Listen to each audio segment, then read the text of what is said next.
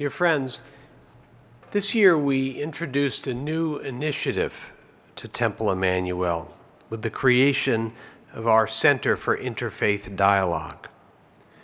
Under its auspices, many of you have participated in wonderful discussion and dialogue groups with members of other faith traditions.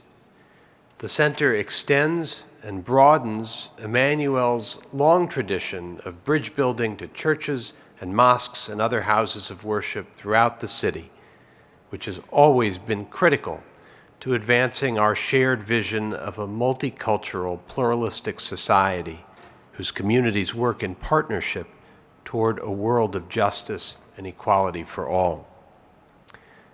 But in a moment like this, one of such intense political division at home and devastating war and bloodshed abroad in Israel and Gaza and Ukraine and elsewhere too, these alliances are, if possible, even more critical.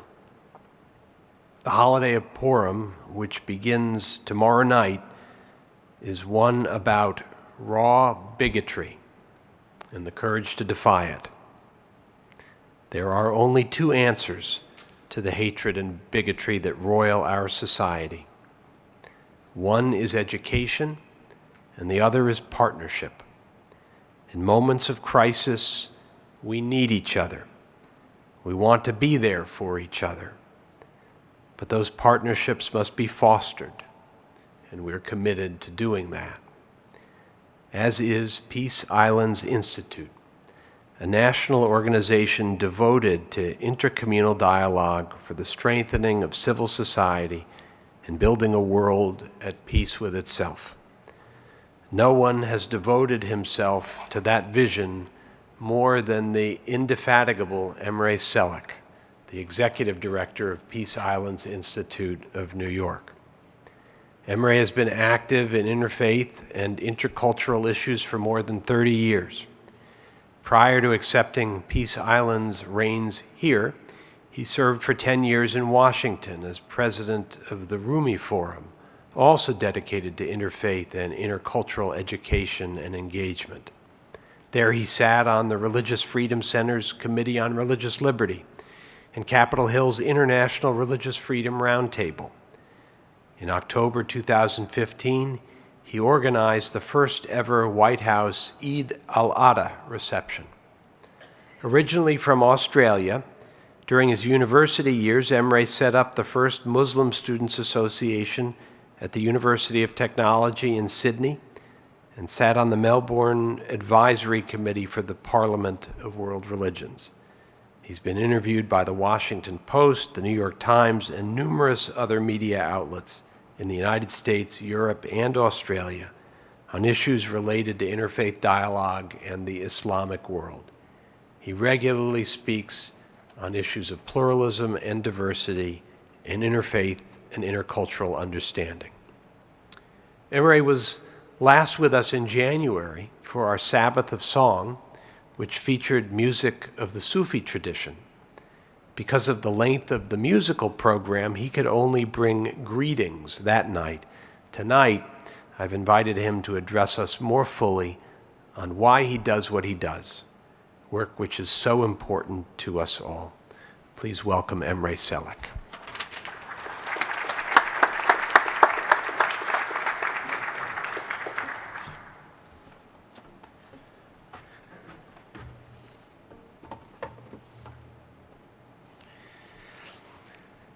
Distinguished guests, ladies and gentlemen, such a pleasure to be here.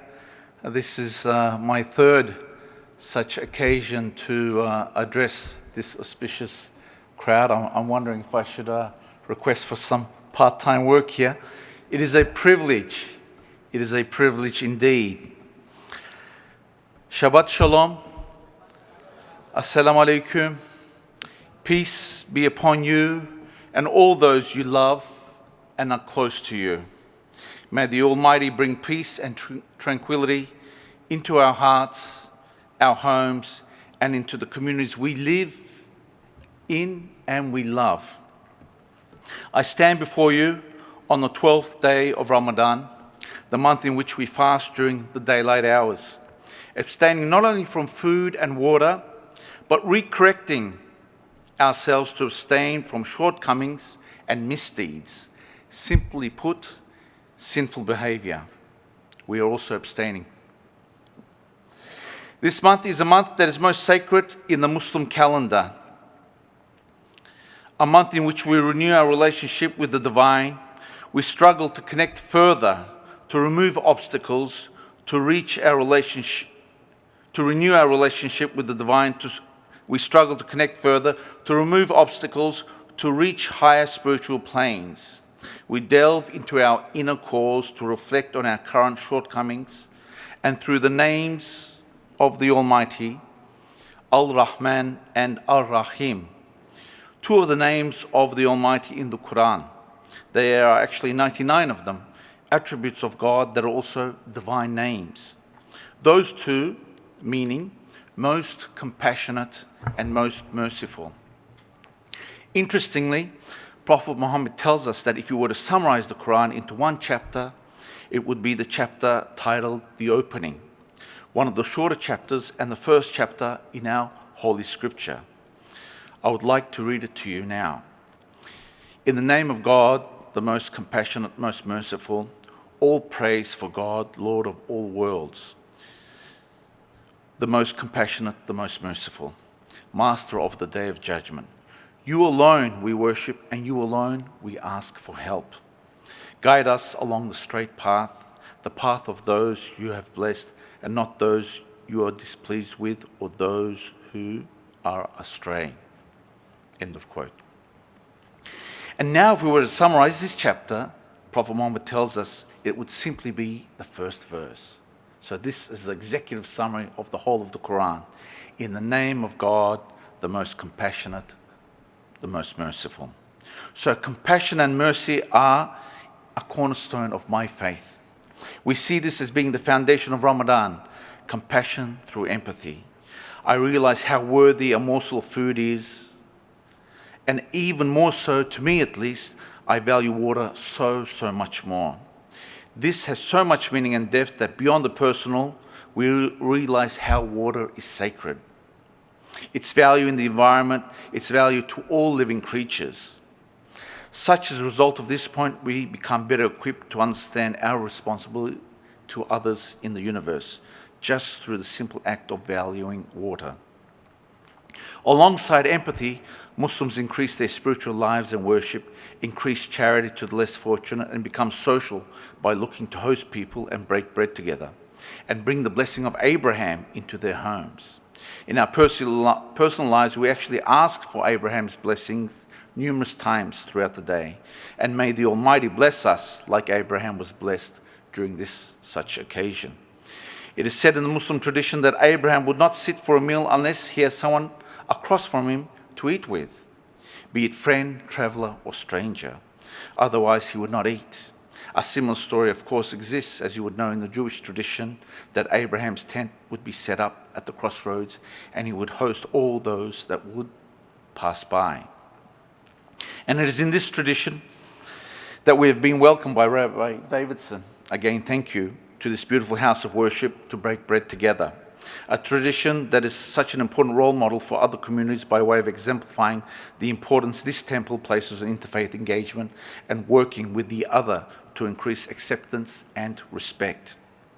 So it is important, I believe, since Temple Emanu-El is not only the largest temple in America, but one of the largest in the world, that with that comes a large responsibility. You are not only an example to other Jewish organizations here in New York, but the world over, as you open your doors and look for and encourage opportunities to collaborate. And I want to thank again Rabbi Davidson and everyone involved, and also congratulate you all on your new Interfaith Center that will shine as a beacon of light and hope for others. Peace Islands Institute has for more than 15 years been an important role model, not only in the Muslim community, but also in the larger sense, in the wider community. Our mission has been to bring people together and overcome the hate and misunderstanding that exists. And sadly, we see that all too often. With a huge spike recently in anti-Semitism and Islamophobia, both here in New York and broader America. which means our work is doubly important and we cannot rest to let evil prosper. And as the saying goes, you would all be familiar with, the only thing necessary for the triumph of evil is that good men and women do nothing.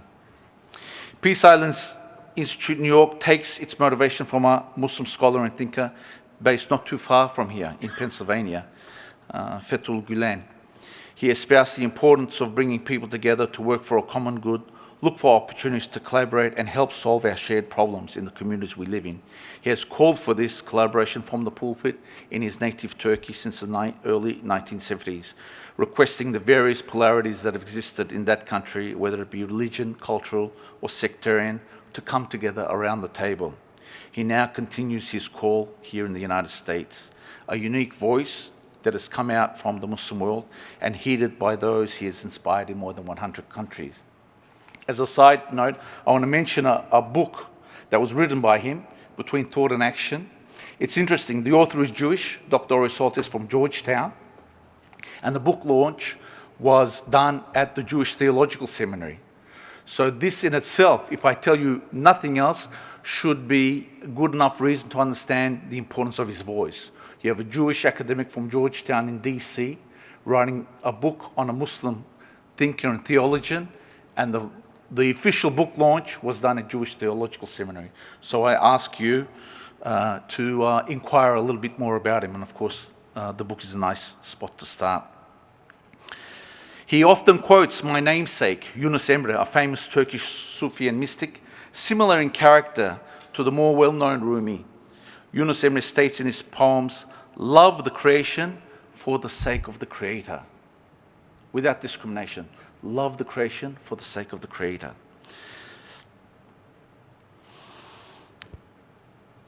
And it's also symbolically seen in the whirling dervishes of Rumi, if you've ever witnessed that mystical dance.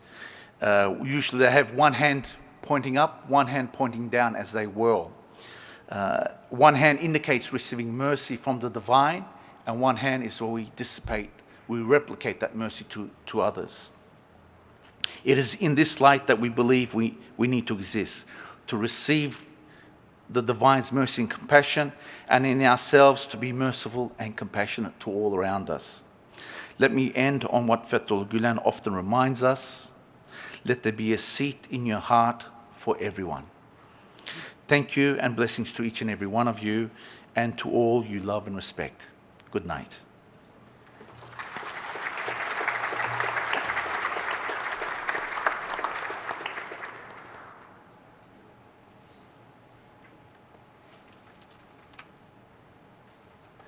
Thank you, Emre. This is your third time back, and we hope there are many more times to come. You've reminded us in your beautiful words how much we share in common. The historical narratives, the stories of Abraham that are part of both of our traditions, and of course the challenges of hate that we face here in this country. Islamophobia, to be sure, anti-Semitism, to be sure. And then you've also reminded us that doing nothing is not an option.